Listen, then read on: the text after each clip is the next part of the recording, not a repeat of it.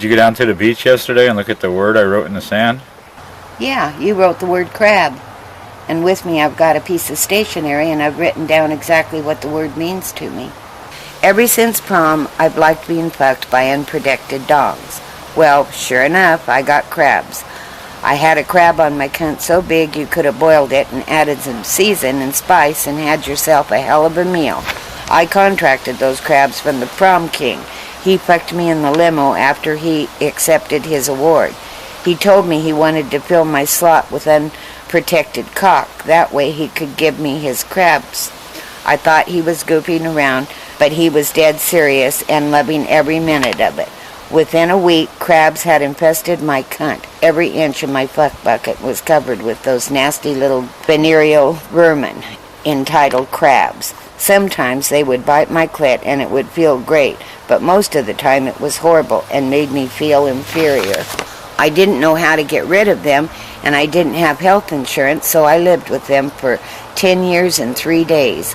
I tried sitting in tomato juice, but I heard later that was for getting rid of skunk stench, so I figured if you can't beat 'em, join 'em. I named every single crab that had moved onto the surface of my snatch. As far as I could feel, there was 20. Raymond, Lupe, Bobby, Ernest, Dixie, Lawrence, Shirley, Steve, Alejandro, and Neche. Eventually, after I saved up some cash, I turned my attention to a doctor who helped me kill the crabs. At the time, I was happy to be free from their constant biting, but then became suicidal because I had killed my friends that had been by my side for 10 years. Even when I would go out for a weekend of unprotected fucking, they wouldn't leave me. They believed in me. Not one of the Peters that pulverized my pussy during the 10 years of my crab infestation contracted them. They stuck by my poontang through thick and thin, and I fell deeply in love with them, and they loved me. At night, I'd command them to bite my clitoris while I fucked my urine hole with a home pregnancy test.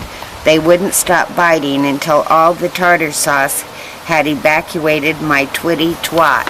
They were my lovers, and I destroyed their sweethearts. Volleyball took away the depression of the crab killing, and that is the real reason that I'm forever grateful for the game. I was this close to bringing the curtain down. So you want to know what the word crab means to me?